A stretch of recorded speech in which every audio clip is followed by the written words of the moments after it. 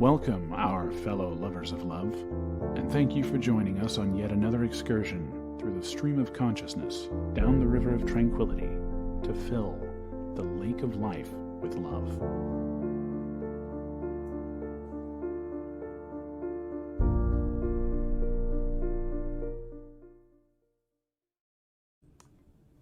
Good evening, my fellow lovers out there. How are you all doing tonight?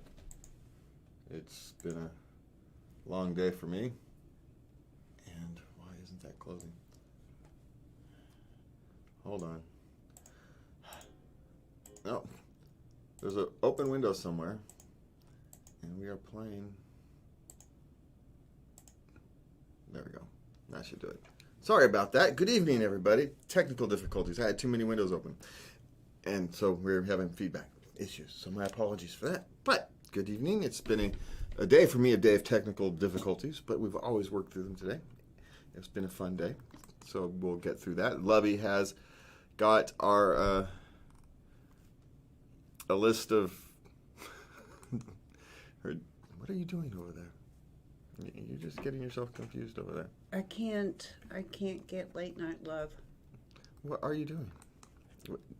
You're just clicking things around. It is.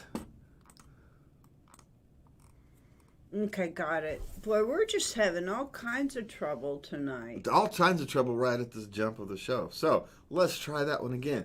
Good evening, our fellow lovers out there. We've got a good show for you tonight on Lovey has picked dating as a topic for the top of the hour. And then we've got some more questions from Reddit and issues from Reddit we're going to cover as Lovey's takes or dives into Reddit. We still haven't started your Reddit channel for us. It's one of these things we're going to have to do. You're going to have to get your sister to help you set that up. Anyway, or I'm going to have to get Anthony to help us set it up. My son.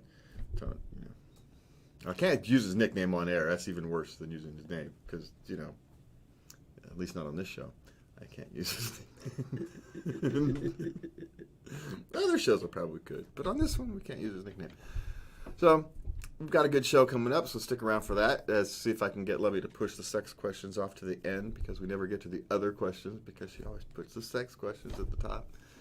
So titillating. Just saying. We're having producers meeting right here, live on air. See, it's been one of those days. I had no idea you felt this way. Well, neither did I until I started thinking about the show like an hour ago because I've been busy. Well, you had to work today. Yeah, had to go on the roof today and figure out why. Well, I didn't have to figure out why. I got to watch an engineer figure out why our transmitter wasn't working properly. So I got to stand around and watch. But that's what happens when you got to manage a radio station that and you're not the engineer. You get people to do that job. But anyway. As I was off doing that, Lovey had the show prepared, so we've got dating questions, which my first response to when we talk about dating is we are the worst people on the planet to ask about dating, except for everybody else on the planet. No one's a good person to ask about dating. I made many attempts at dating. I've heard how you do it. Dating is terrible, but everybody's terrible at it. Anybody who's good at dating probably has a problem. You should probably find, because you want relationships. People who are good in relationships aren't good at dating. That's my theory. And then you have people who just aren't good at dating. And so the people who are good at dating are probably chronic daters. The Playboy class and whatnot. I see. So do you even want to be good at dating? That's the open question. And maybe even the better question is, you follow the rules of dating, except when you don't, because love knows no rules. And that's very true. And so, how many people wouldn't be married if they'd followed the rules of dating? So it's one of those things. It's you got to know when to break the rules, but rules kind of exist for reasons as well. And so it's all very complicated. That whole dating thing, which is why people hate it. Oh, it's a heaven's wonder any two people ever get together. Yeah, well, no, it's not really. Hormones. That's why two people get together. Hormones. And then when you're older, you want company and partner through life. So that's why people get together. That's the easy question. Why do we do it? Yeah. It's a wonder any two people stay together. Yes, okay. That one's a bigger question. But why we get together, that's the easy one to answer. That's easy. And it's, whoa, went the wrong way on my broke. We're just a crisis of errors today. My You almost fell over on your chair. I didn't almost fell over, but it did get off balance because of the broken wheel. I'm going to have to fix that. We are just a cautionary tale. So we are a cautionary tale, but also not when it comes to dating. Just don't follow us technically today because everything's breaking. My chair we are all over the place tonight. All right, so what do you got up on top, Lovey? Well, first thing is, where do you meet singles? That seems to be the big question. Where do I meet him or her? Okay, we have a list here of 7 best places.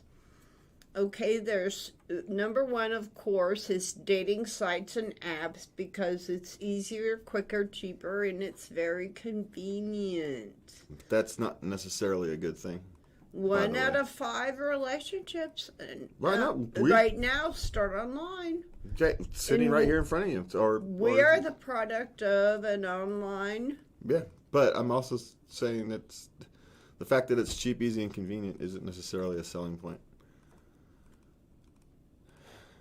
I'm just saying, sometimes it's too cheap, easy. Well, it's too easy to swipe right, swipe left, and you don't have to go up and walk up to somebody and do the uncomfortable thing.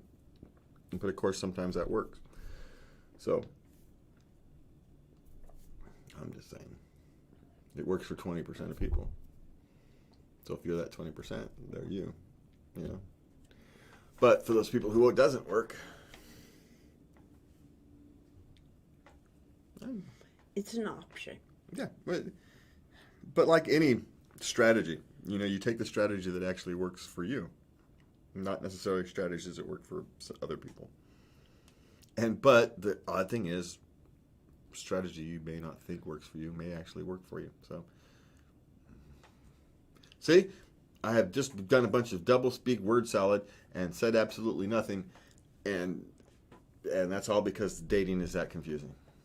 Well, yes, it is. Yes, it is. Yes, it is. I might as well just said nothing. For those who like to meet in person, there are local events and meetups. There's Toastmasters Club. There's Parents Without Partners.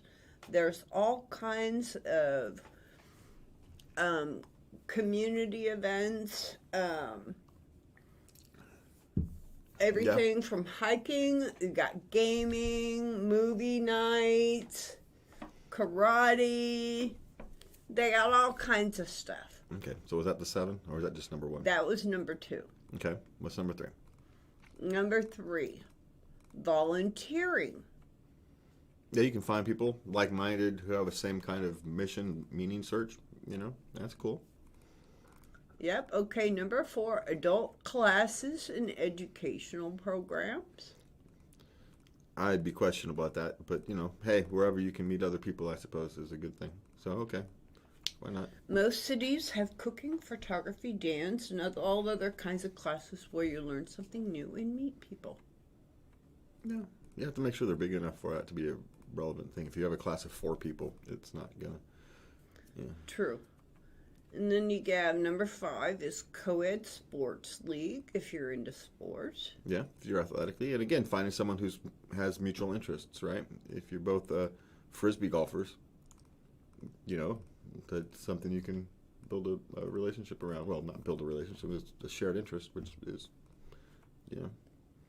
useful. Mm-hmm. Especially in the early stages, getting to know each other. Getting to learn how they play, how it happens under stress, that kind of thing. So, yeah, okay. Okay, number 6, tried and true parties, clubs, bars, etc. Well, I know they're tried, but I'm not entirely sure bars and clubs are true. But, if you're looking for a good time, maybe. Okay, and the last one says social media, but I don't know. Facebook, Twitter, Instagram. Yeah, well, if you're connected to, like, maybe a local Facebook group or something, maybe it's, you can find someone who you regularly interact with and build a relationship over time, and I suppose you could. But, something like that isn't a quick one. That's one of those things where you kind of accidentally bump into a relationship. Something like that is, I would think. Yeah. And I think most of those, when you're talking about dating, you should probably go into it with the idea that you're not actually dating, trying to find a date on those activities. You happen to bump into one, that's great. But if you go to join a sports league, on the objective of looking for a date rather than just enjoying, your community and having a good time, and enjoying the sport, you're not going to have a good time. It's not going to work out well for you because you're there for the wrong reasons. You're not going to be attractive to the other person who's there to play and have a good time and be part of their community. So you jump all in, and by jumping all in into that activity, you allow yourself to be who you are, which is you at your most attractive. Very well put. So there's my 2 cents for that. So what else we got? Okay, now we're going to go into 6 tips for writing a great personal ad. Pay someone to do it. There's tip 7 right there. Number 1 is be honest, of course. Mm-hmm. Number 2, don't overshare. Okay, yeah. You have time. You don't want to hide who you are, but at the same time, you want to have get someone you want to get to the point where they're interested to find out more about you. So, yeah, okay. Be personable. Stay away from wait, convoluted vocabulary or robotic lists of information. If someone has to tell you to be personable, you probably have more work to do than writing a good personal ad. I'm just going to point that out right there. Just saying.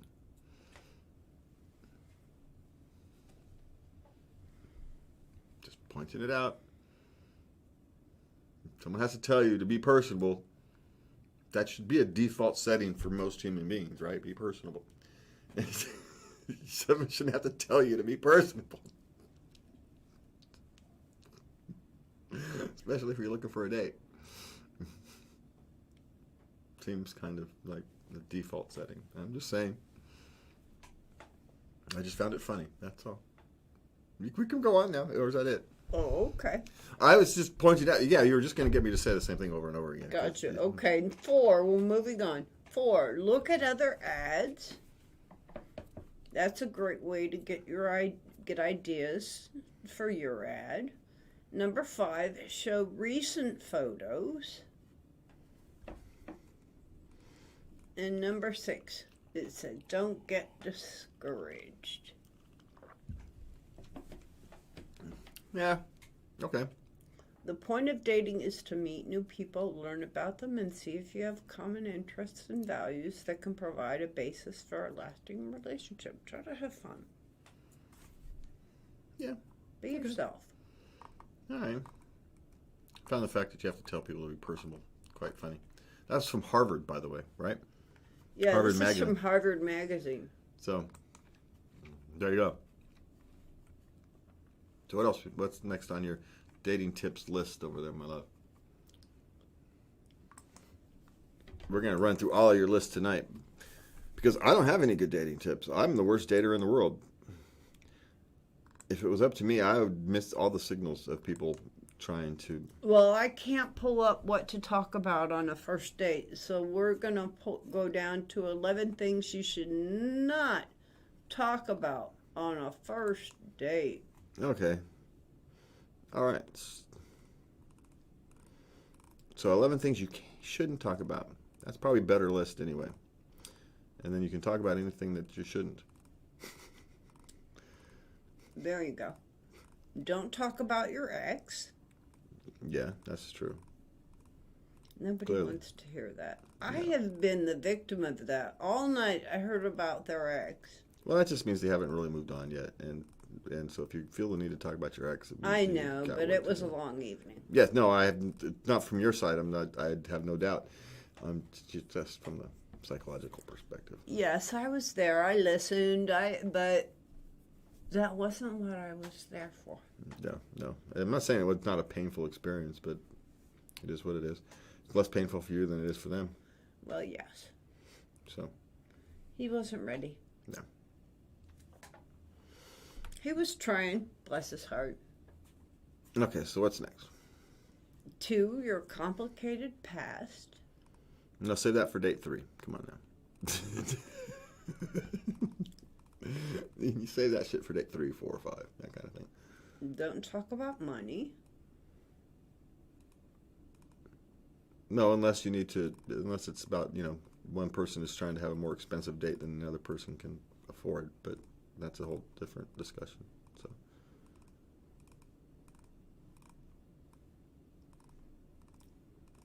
what else you got over there? Number 4, how you Googled him. How you Googled him? Yeah, we Googled you guys. I Googled you. Mm-hmm. Yeah, but did you Google the right me? I don't know. I don't remember. It's been 12 years. See how important I am. Okay, now here's one All right. for you For me? that I don't really understand why is in this article. Okay. Number 5, that you aren't really single. Yeah. You're kind of sort of seeing someone off and on, and you're kind of split up, but he's still kind of there. No, actually, you should be honest with that right up. You should actually probably talk about that before you have the first date, to be honest. Just saying. That you should be honest on that one. So I agree with you. That one you should actually be honest with. Yeah. If there's some string for whatever reasons. Maybe there's legal reasons that there's still a string attached. And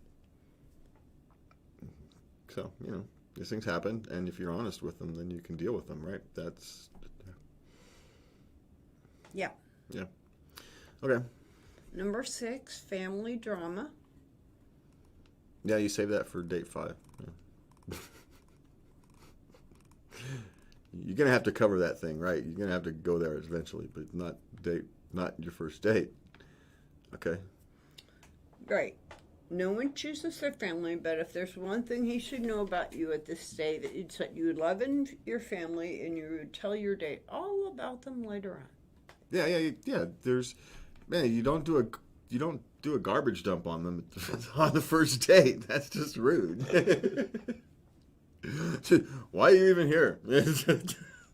Save that stuff for date 5, 6, 7, whatever it is. You've got plenty of time for that. Okay, number 7, all about you. Yes, make it about them. Say something. Ask questions. Yeah, why you gotta both share. Yes, you both have to make it about the other one, and then that's how you actually have productive conversations, productive relationships, if you make it about the other person. If you're both doing that, it's amazing what can happen. Isn't that what dating is? You go out and you be nice to each other? I don't know what dating is. I do it terribly, so... That's what I always... It's amazing. That was my goal. That's what I always thought dating was. You go out, you be nice to each other. But I'm always nice to people, so then that's just you me going out. You do something together. Yeah, but that's... An activity. Well, okay. But that's why that's how I don't date, because it's just, I'm just going... Yes, I with know. people. Officially, we have never been on a date, but we've been on outings. It's just because I can't do it any different than I do it anyway, so I get that there's a romantic component to it, type things in some occasions, but in other occasions there's not, right? And it's just, if you're just going to a show or a movie, just going to a show or a movie, I'm going to be nice to you whether we're on a date or whether we're just going on an outing. It's the same. I can't be any different. You're supposed to put a romantic element into it. Have you met me? Hold hands. Sneak a kiss. Have you met me? I'm romantic in my other ways. Yes, you are. So it's anyway. You brought me milk when I was out of milk. So, just saying, there's other ways to be romantic rather than those type of gestures. If there's one thing I've learned in 61 years, it's every man has his own ways about him, how he shows his care and concern. And you just have to pay attention. It's there. You just gotta look. Yeah, just because you don't. It doesn't look like the storyback novel. It's not Disney, boys and girls. This is real life. No, and it's true. And the thing is, a lot of them do try. They just fail at doing the romantic thing. It's not that they don't try. They just fail miserably at it. And so they end up going back to what works for them. And so, when they try and fail, don't get so mad at them. That's kind of what I'm suggesting.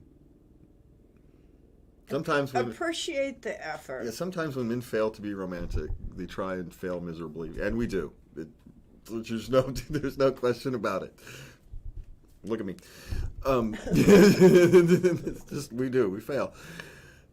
So yeah, try. I understand the frustration and all that, but try with a little understanding where it's coming from. Try to take it. Yes. From where they. There is an effort there. The intent is there. Yeah. And so maybe you can, with a little. Really, isn't that all we ask for? Is a little care and attention? Yeah. Well, we get lost. We all get lost and caught up in emotions, especially stressful lives, and so it's understandable. Both sides are understandable, right? And that's the thing. It's both of these things are actually understandable. The reaction is understandable, and the desire and complete utter failure is understandable. So, a little empathy on both sides, a little more love. That's the way to kind of deal with that thing. So, anyway. Yeah. Okay. Okay. Number 8. We got off rails there. Negativity. Don't talk about negativity? Okay. Don't be negative. Well, you have to be a bit of a realist, but no negative Nancy. Yeah. Okay, what else? Self-deprecation. Oh, no way. That's my best tool. What are you talking about? As long as it's funny. It has to be funny. You're a hoot. It's okay, number 10. You're not supposed to talk about sex, apparently. Really? No flirting? What? How can you not talk about sex and flirt? I mean, isn't sex just flirting just sexy talk? I don't know. It would seem to me that if you feel comfortable enough where you can, flirt and talk about sex, then you should, or at least in a generic sense. I mean, you probably shouldn't go into gross detail on your first date, but generically talking about sex, so you at least know if you're both in the same book. It wouldn't necessarily not be a good. If you're a mature adult, why can't you? So you're right. You may want to weigh. It's one of those things you may want to kind of figure. If it doesn't come up by date 3, I used to ask, "What's your thing?" Yeah, but and if you can't tell me, then well, maybe they don't have a thing. Maybe they're vanilla Vic. Then say that. But if they're vanilla Vic, they don't know they're vanilla Vic. They don't look at the world that way. Everybody's got something. Well, maybe, but they don't know it because they don't look at the world that way.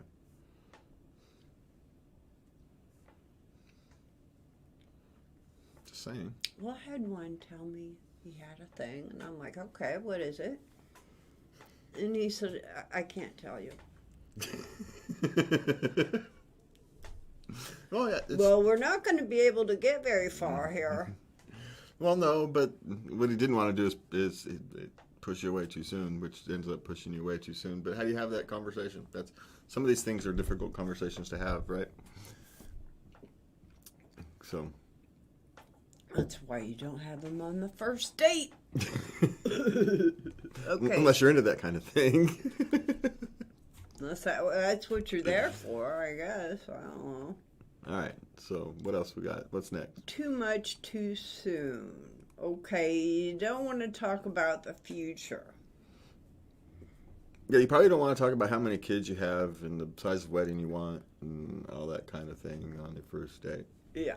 Yeah. Again, that's scary. That's date 10, right? If it maybe, and when you're sitting there kind of just blubbering away on your hopes and dreams and utopia situations type thing. Yeah. Yes, as I was a little girl, I dreamed of this big, huge wedding and 5 kids and the white picket fence. Yeah, okay. You want to do that on date whatever. Great. You kind of tell everybody what your theoretical hopes and dreams are. Okay. You're gonna get to that at some point, right? Yeah. And so as long as it's put that way. But on your first date, yeah, I'm really looking to have 3 kids and a white picket fence. While you're sitting there popping, the baby shrimp or whatever it is you're eating for dinner. It's probably,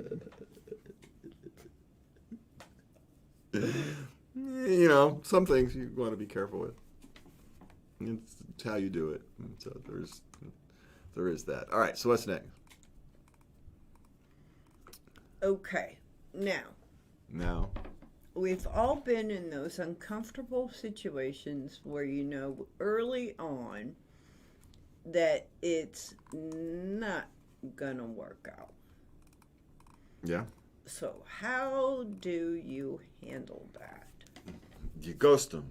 That's just right. That's the way you do it. No. Really? That is rude. It's effective though. I'm just playing the devil's advocate over here. Trying to be funny. You don't have to look at me like that. I'm just trying to be funny. Look at her. She's mad at me. And I'm just didn't... Look. See? Just trying to be funny. Man. Ghosting is a scourge. A Scrooge? A scourge. A scourge? Scourge of the relationships. I don't understand it. You can't just say, it's not working out for me, thanks for your time, bye. That you can't get that out? Text? Have you seen... Oh, that's even worse. Come on, let's be honest. A text is worse than ghosting. I'd rather you ghost me than send me a freaking text. Oh, no. I'd rather get a text. Don't leave me hanging.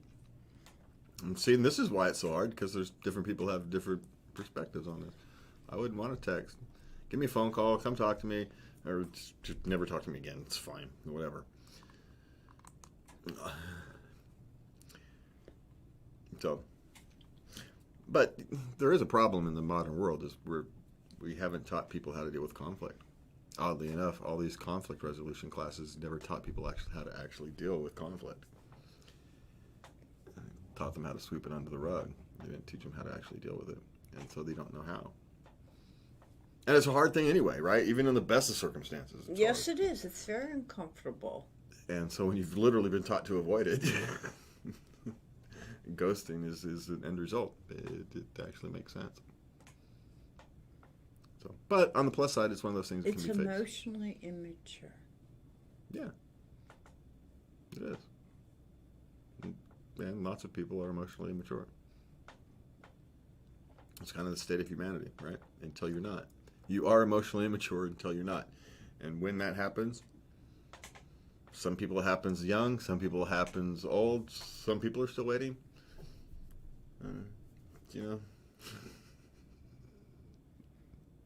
No one would call me mature, except when you do. You're my rock. Yeah. See, sometimes we see people differently. Sometimes people don't see themselves as emotionally mature, and other people do.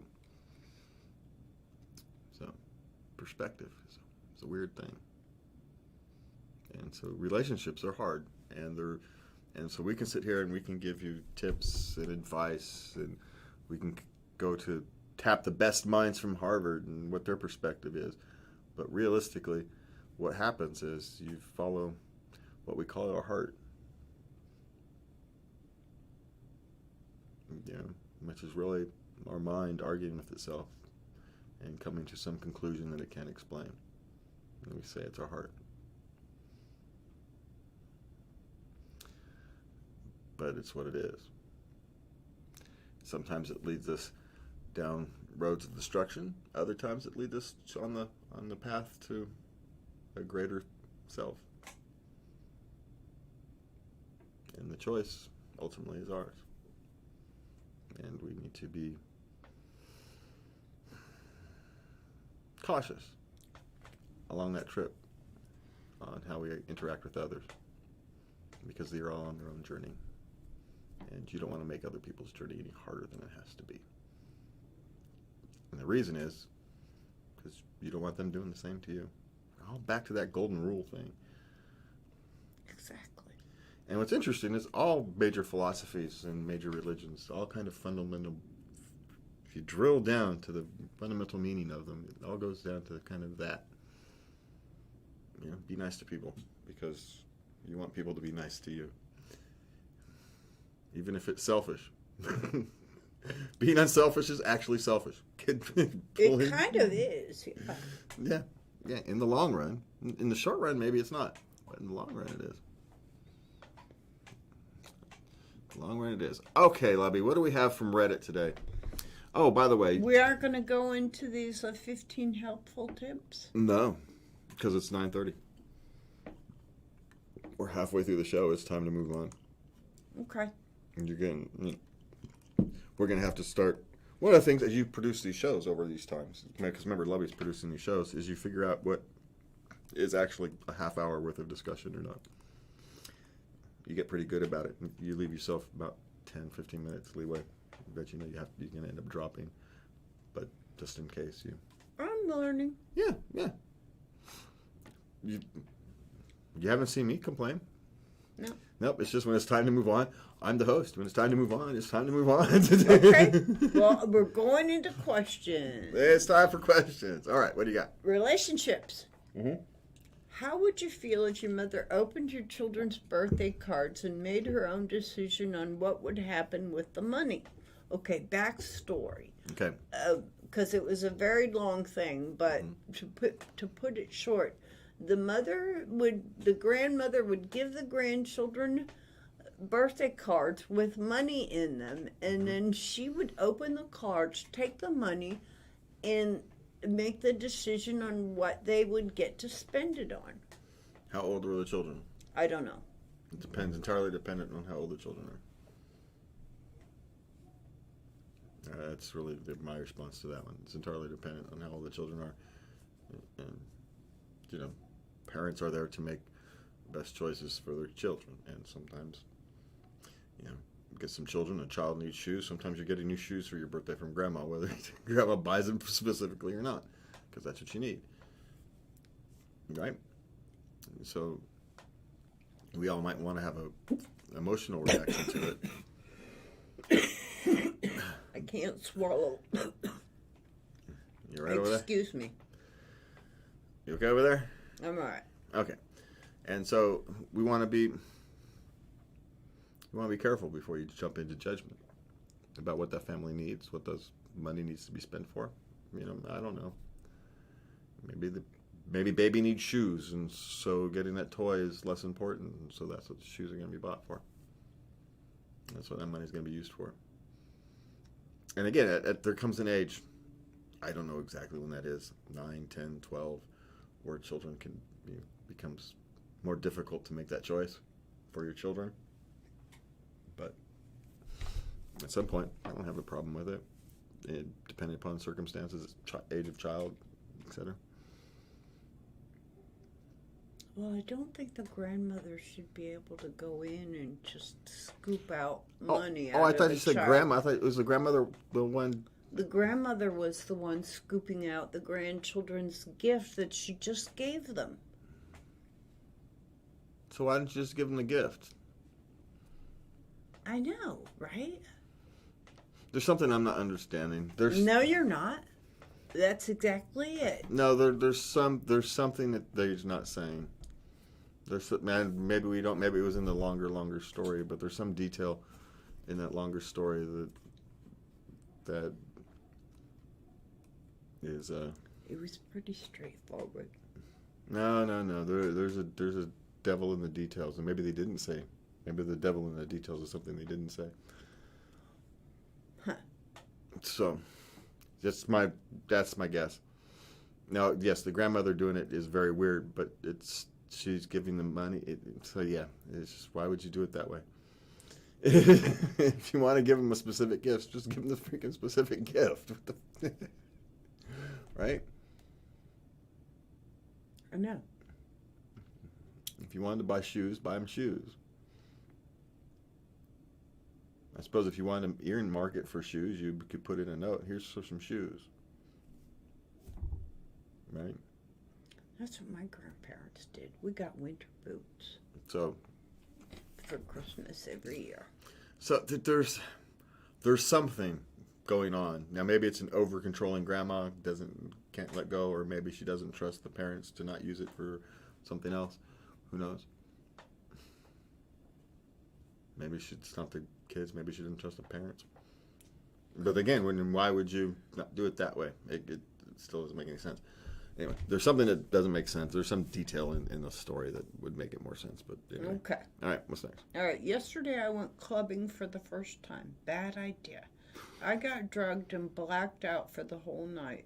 I could barely remember half the night. I couldn't even remember the cab driver's face or the guys that safely called us a cab. I was struggling to remain conscious enough to call a cab. I didn't know where I was. I didn't remember where the cab driver dropped us, and I didn't remember where my dorm was. I know I was kissed because my mouth hurts. Now my boyfriend is angry at me because I shared a non-consensual kiss. How do I make him understand it's not my fault? Well, one, you should have gone to the hospital is what you actually should have done. Instead, now, granted, they were drugged, and so you're not making rational choices.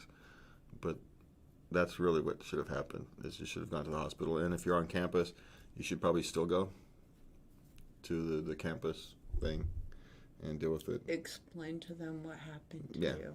Yeah, that would be my suggestion. Go to the campus, and they can help you deal with this far better than we could, or people on Reddit can. There's resources there for you. And I know it's embarrassing and difficult to talk about, but there's literally resources on your school grounds to help you through that. And that's much better to deal with than reaching out on the internet. I'm happy you reached out on the internet, even on Reddit. It's better than not. But any honest answer says you go to your school, report what happened. You file a police report.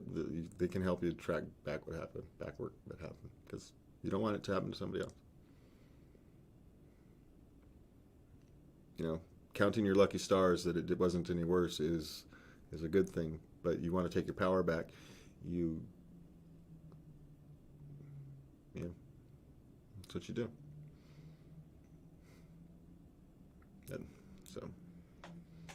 And I'm surprised the boyfriend isn't more concerned with her emotional well-being. They're young. They don't understand. We've just been talking about emotional immaturity. That's emotional immaturity. Thinking about himself, his own emotions, rather than hers. He's not mature enough yet to stick his emotions to the side and deal with the situation in front of him. It's not uncommon. And she necessarily, if the shoe was on the proverbial other foot, she might not have the same reaction she thinks she would. She may feel the same way because it's an emotional reaction. It's not logical. And the only way to get past it is to get past the emotion, and that's just maybe time. It shouldn't take but a few days, and if not, then he's not emotionally mature enough for a relationship, and it's time to find, you don't have time for that right now. You don't need to add trauma to trauma. So, it's the same. Yeah. Trying to have a relationship fighting over something like this, it's not worth the trouble. Okay. Okay, me and my boyfriend were friends prior to us dating. I knew him for about a year before we started dating, and we've been dating for 3 months. Me and him were very close before he had become friends with me because my best friend introduced him to me. He confessed he had feelings for me, but I wasn't in good shape at the time to reciprocate feelings. But the more we talked, the more I started to like him. When we started dating, he constantly wanted to be around me, which was fine, but it was too much because at times I needed space and time for myself. It felt like he was suffocating me. When I would tell him, I would call him later because when I would tell him, I would call him later because I needed a shower. You could tell he was getting upset, and he would be like, "Why don't you just bring it with you? Are you hiding something?" How do I get him to stop being so clingy? He won't let her take a shower? No, there's something very weird about it. Well, from his mind, he's getting mixed feelings, mixed signals, right? Just come close, go away. Come close, go away. It just doesn't, again, back to the emotional immaturity, it doesn't understand. It doesn't understand the difference. It's probably, someone who just doesn't have a lot of experience in relationships, would be my guess. And so, just like anything, you get overly excited, overly close when you first get into something new, something exciting, something you've been wanting for a long time. You finally get it. You don't want to let it go. You want to be close all the time, and you end up pushing it away. It's like taking a handful of sand and you close your fist. You end up squeezing it all away. Then if you cup it gently, you can hold the whole hand. You can hold all the sand. So it's the same thing. But he's too young to understand that. And how do you get him to understand that? By continually talk to him. Or you have to make a decision on whether it's worth the investment in time and energy.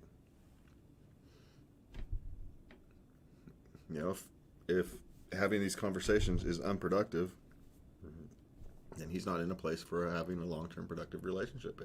And if that's what you're looking for, it's time for you to find someone who is. Because oddly enough, it's not your job to drag someone into maturity, even though that is the role women have often played in men's lives. Women find someone they love and they drag them into maturity. That's what happens. Oftentimes, right? They do it out of love. And we follow. We do it. We become more mature out of love. We don't do it because we like it. We do it out of love. But the question is, not that you like them, do you love them enough to drag them through maturity? If not, then go look for someone who is. If it is, if you want that task, then it's love, and it's time to go back to work and you continue with the conversation. Now, let's be clear. Men also make women more mature. That whole process is a mutually thing, right? We all kind of force each other to continually be better. As well, yes. But it's often women who make the first yank. No, you need to mature a little bit. And then it starts the journey. And it's the role women have played for centuries, at least, right? Thousands of years. You can literally go back to ancient Egypt and find stories about this kind of thing. It is what it is. Whether it's right, wrong, or whatever, it's nature. And so, it is what it is. And we love you for it. Yeah. Oh, no, we love you for it, because otherwise we'd still be sitting in the cave and on the rocks, with the fire going. It's pretty good by here, we didn't learn to clean up the cave until, the lady of the cave said, it's awfully drafty in here. Can't you put a door or something covering that?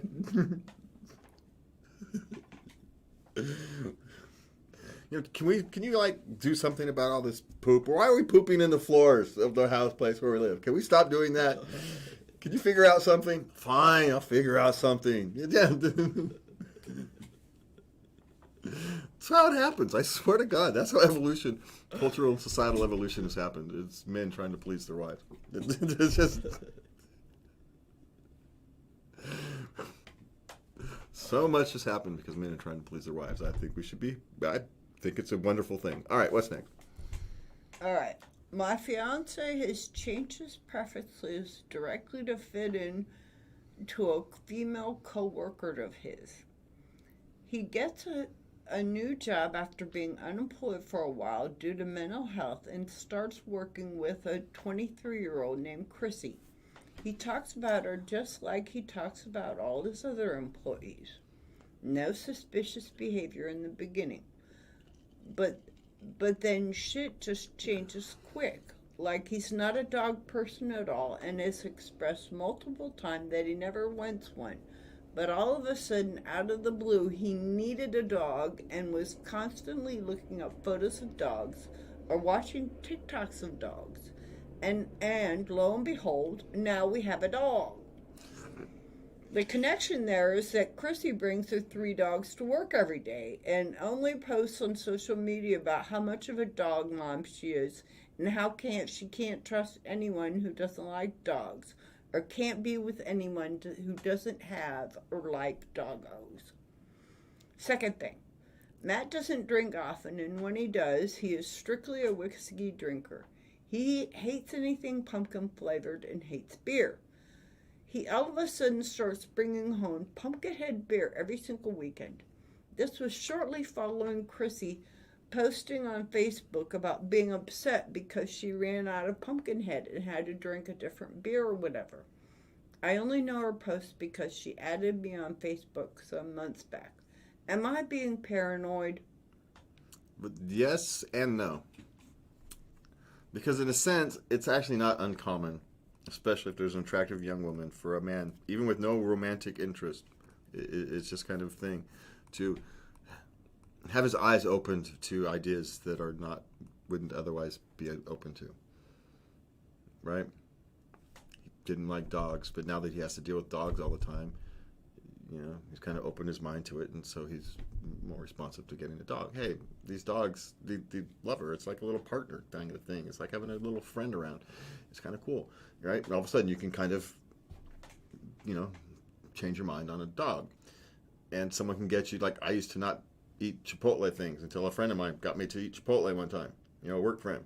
Got me to eat, now I like Chipotle. It's okay.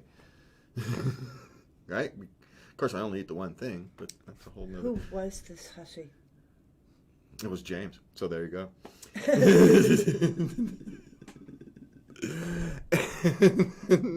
And so, but the point is when you spend a lot of time around people, they have a tendency to be able to have an impact on things on your life, and so that kind of change by itself isn't necessarily a sign of anything nefarious. If you start adding it up with other things, then maybe it is.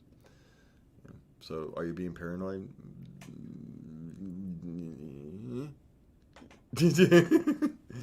Yes, no, maybe so. Now, well, because I'm of a mind that we are very complex people, human beings are. And in a relationship, I think that sometimes the other person may have a little crush. Not that he would ever do anything. But he's a little bit smitten, This is a pretty cool person. Maybe. And to tell you the truth, I haven't met one that I haven't liked myself. So, and there's that, but also remember, he's been unemployed for a long time, and dealing with mental health issues, so he's been kind of locked up, and now all of a sudden he's back out into the world and experiencing new things. The fact that he's willing to try different things and new things and be more open is also not No, this is a good Unexpected. thing. Yeah, right. Yeah. So what you want to be careful for is, are there other signs? And here's the thing: talk to him about talk to him about it. Yeah. But don't do it in any kind of accusatory way. Just say, hey, look, I'm feeling a little insecure. Start it with that. I'm feeling insecure. I want to start with it's me. And how that conversation goes, make the conversation about you, not him. That way it's not accusatory. It's just, I'm feeling insecure because of this, this, this. And his response to that, well, tell you a lot. But, he has mental health issues, so you're going to know how to deal with that best. But you do have to have the conversation, because otherwise you are going to get paranoid, whether you need to or not. And that's what you want to avoid. So, is there reason for concern? Maybe, maybe not. But, there's less reason for concern if you actually deal with the issues rather than let it fester. Maybe if you let it fester, something does accidentally happen later on down the line. But if you can kind of nip this kind of thing in the bud by being open and honest about it now, and so whatever feeling he was having, he no longer has. He has you to turn to instead of somebody else when he's feeling insecure. He knows he can. Relationship maintenance is hard.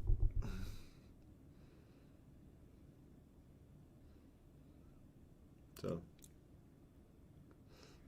It gets easier over time. You build trust.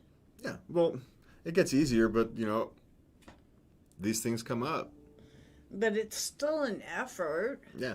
Yeah, it's still an effort. And it's not easier. Let's not say that. It's not easier. You just more practiced at it. Well, yeah. It's not easier. It's not easier. you I'm just- sorry. That's not that wasn't the right word. No, it's not that it was.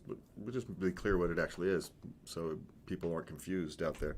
It's not actually easier. It's just you're more practiced at it. So like anything, you're more practiced at. Like anything you're more practiced at, you're better at it. And so it feels easier, even though it's not. All right, it's like watching a professional athlete. Theoretically you can do all that stuff, but they make it look easy. I'd hurt myself. There's a difference. Right? Because they're more practiced and they're better at it. And as you practice, you get better at it, just like anything else. All right, what's next? We've got like 10 minutes. What do you got? Something more interesting. Let's move off past relationships. And there's got to be... Well, we're done with relationships. Do you want sex? Do you No. want parenting? What else we got? We have parenting. And? Work. Let's do some work. We're in a garage, so there's sometimes the nature invades. Okay, so what do we got? I have a meeting next week to renew my contract, and the manager asked me to do a report of any achievements, successes I've had in the last few months ahead of said meeting. Any advice for what should be included or how I should go about this? One, the last few months, it depends. This is a tough one. Because if you have achievements, you just tell them. Just kind of bullet point it. You don't have to go into some long, drawn-out explanation. Just 1 or 2 sentences. This is what we did. And without knowing the culture of the company you're working for, it's hard for me to know whether you should put this in this, I've done this, or the team has done this, we have done this, or what your role is in, And if you do it, or if it's framing it as I helped rather than I did, it entirely depends on the culture of the organization you're in, right? Or you can just follow your heart and do what you're going to do and frame it the way you want to frame it and let the chips fall where they may. Figuring that being your authentic self is always the best course. And then if you're an I person, you frame it as I. If you're a we person, you frame it as we. And you go from there. But my general suggestion, keep it short and sweet. 1 or 2 sentences, what you got, what you did. And small things can be Small things that you consider are small things, are often bigger than you think. So don't forget those. Hey, it used to take 20 minutes to run this stupid report. Now I've got it down to 10. That's actually a thing. You know, hey, I put in a QA process so we don't make this stupid mistake we've been making for 6 years. We stop doing that. That's a thing. And you might not even think about it. So think of the small things as well. Or maybe it's something like, hey, I made the guy's job next to me easier by doing this. You know? And if you have something where you've shown some initiative, you know, think about using that as well. Pretend you're a go-getter.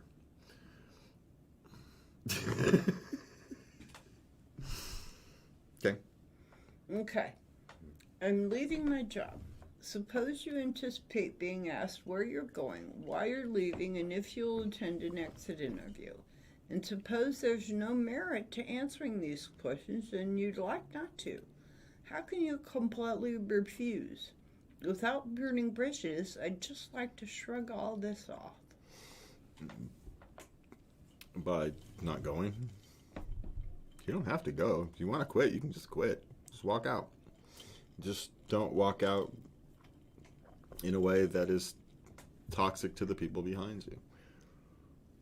You know? If you're going to walk out, you walk out. You say, here's all my stuff. Here's everything that I've been doing. I'm out of here. Now, on a plus side, if you want to help them improve, you may want to do an exit interview. And just lay your cards on the table.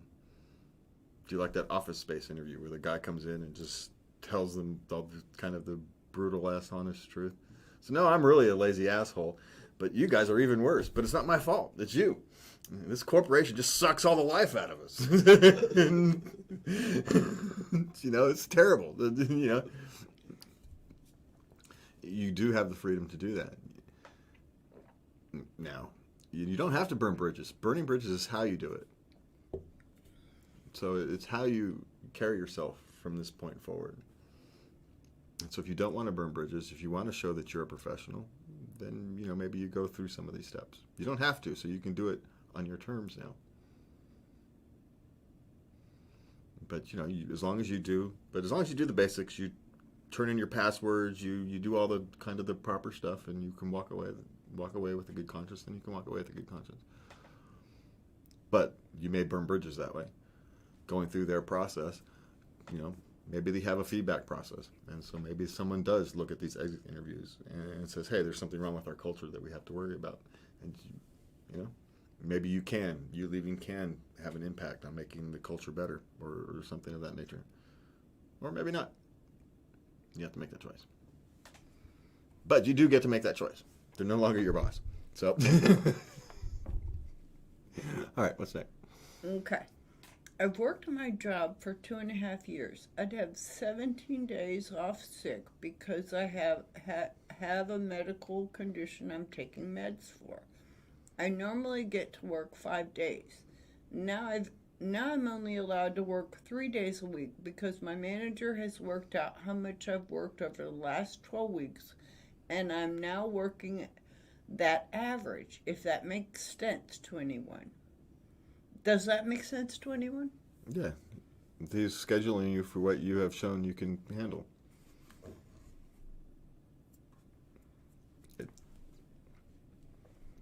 From his perspective, now it's a little cold-hearted, it's a little numberish, it's not how I would run things, but it makes sense. He looked back and says, well, you can only handle 3 days a week, so I'm only going to give you 3 days a week. If I schedule you for 5, you miss 2 of them. And so for his perspective, he's, you know, helping your teammates have a more consistent work experience. It's helping his customers so that everybody's, you know, known. Because if he schedules you for 5 and you can't make it and you can only make it for 3, he's got a hole. And while you say, I can make it for 5 now, he doesn't know that.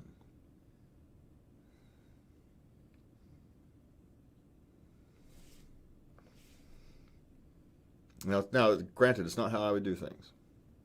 but it's not unusual. It makes perfect sense from a number crunching perspective. And if you're a number crunching manager and you play by the book, that's what you're going to do. I'm a bit more humanistic as a leader and a manager, and I've had a discussion with you before that kind of thing happened, and we would have eased you into a schedule. I would have explained what was going on, that, I have more than interest than you. I have other people who want more hours, but I can't just call them random. We'd have sit down and you wouldn't have wondered why I did it. That would be the question. If I had to make a move where I was reducing your hours, you would know exactly why in my thinking. You wouldn't be having to go to Reddit and find out. Now, would I have reduced their hours? Don't know. Maybe. Maybe not. Maybe I would have compromised and gone to 4. If you can stick with 4 for a while, then we'll go to 5. Not out of punishment. It's not a punishment. It's I've got the rest of the business to run. There's the rest of the business to run. It's not about, I'm doing you the best I can. I didn't fire you. I didn't say, I'm trying to find the compromise that works. Jesus. We're like, you drove Omaha out here today. All right, sorry, it's a garage, and it's hot, and it's the summer, so all the creepy crawlies come in at the nighttime. Anyway, it is time for us to end the show. Thank you guys for joining what was really a chaotic show at the very beginning. We had technical bugs at the end and literal bugs at the beginning of the show. At the end, technical bugs at the beginning and literal bugs at the end. So it's been a buggy show tonight. What the hell? It's just it's been one of those days. It's been one of those days, and it's getting hot in here, so it's time for us to end. Me and Lubby want to thank you for joining us. Remember, you can find us at latenightLove.us. You can send Lubby a love letter at a Lubby letter, dear Lubby letter at. No, that's not the right one. It said love at latenightLove.us. Who knows where the hell I put it? I've lost it. You can send us a love. I've lost it. You can send us a love letter at love@latenightLove.us. You can find us on Facebook and find me on Twitter at JazzRack and all that various stuff. You guys know how to find us. You know what the search engine's for. We will see you next week, and please remember to love everybody. Good night.